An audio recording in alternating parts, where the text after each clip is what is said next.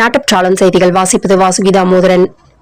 சென்னையில் மோடி பாஜக நிர்வாகிகளுடன் அவசர ஆலோசனை. சென்னையில் தனியார் நட்சத்திர விடுதியில் காலை 11 மணிக்கு பாஜக நிர்வாகிகளுடன் பிரதமர் மோடி ஆலோசனை. வேட்பாளர்கள் தேர்வு பட்டியலில் அண்ணாமலை பெயரும் உள்ள நிலையில் கூட்டத்திற்கு அவருக்கும் அழைப்பு. தவறாமல் கலந்து கொள்ளவும் அறிவுறுத்தல். ஆயக்குடி பேரூராட்சி பொன்னாபுரம் செல்லும் வழியில் 252 குடும்பங்கள் வசிக்கும் புது காலனியில் இதுவரைக்கும் எந்த அடிப்படை வசதிகளும் இல்லை.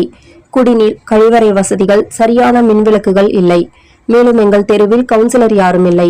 ஆயக்குடி பேரூராட்சி வெளியில் இருக்கும் நபரை நியமித்து ஆழ்துளை கிணறு போட்டு சின்டெக்ஸ் டேங்க் வைத்து உப்பு நீரை வரவழைத்துள்ளனர்.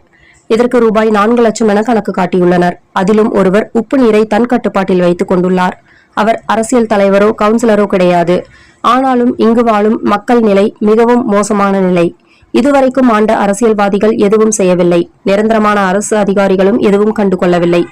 இதற்கு தீர்வு என்னதான் என்று எங்களுக்கு தெரியவில்லை. இந்த விஷயம் தெரிந்த நல்லுள்ளங்கள் முயற்சி செய்து இப்பகுதி மக்களை வாழ வையுங்கள் என பொன்னாபுரம் புது காலனி மக்களின் கோரிக்கை எங்கள் காதுகளில் ஒலித்தது.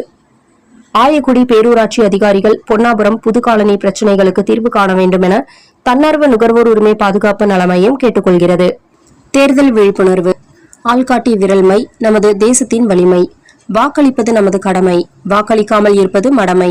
ஏப்ரல் 23 சரியான நபரை தேர்ந்தெடுக்க வாக்களிப்பது நமது கடமை.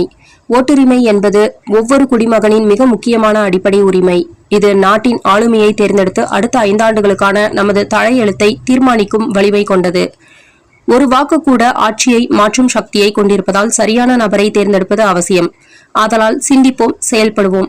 சிந்தித்து நல்லவருக்கே வாக்களிப்போம் என தன்னார்வ நுகர்வோர் உரிமை பாதுகாப்பு நல மையம் பொதுமக்களை வேண்டி விரும்பி கேட்டுக்கொள்கிறது. நிர்வாகம். உக்கடம் பேருந்து நிலையத்தில் ஈச்சனாரி மதுக்கரை செல்லும் வழித்தடம் பேருந்து நிற்கும் இடங்களில் தற்காலிகமாக நிழல் தரும் வகையில் ஏதும் இல்லாததால் பயணிகள் பேருந்துகளுக்காக ரோட்டில் வந்து பேருந்துக்காக மண்டையை பிளக்கும் கொளுத்தும் வெயிலில் பேருந்துக்காக காத்திருக்கும் பொதுமக்கள் நிலைமையை என்னவென்று சொல்வது?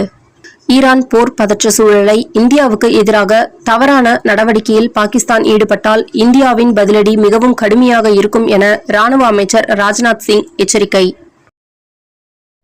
மாதம் தவறாமல் வெளிவரும் நாட்டுப்பற்றாளன் பத்திரிகையின் செய்தியாளராக பணிபுரிய விருப்பம் உள்ளவர்கள் கீழே உள்ள நிர்வாக அலைபேசி எண்களில் தொடர்பு கொள்ளலாம்.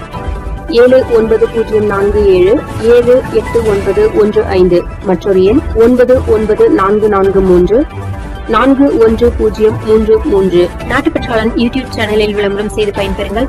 நமது நாட்டுப்பற்றாளன் செய்திகளை அறிந்து கொள்ள யூடியூப் சேனலை சப்ஸ்கிரைப் செய்யுங்கள்.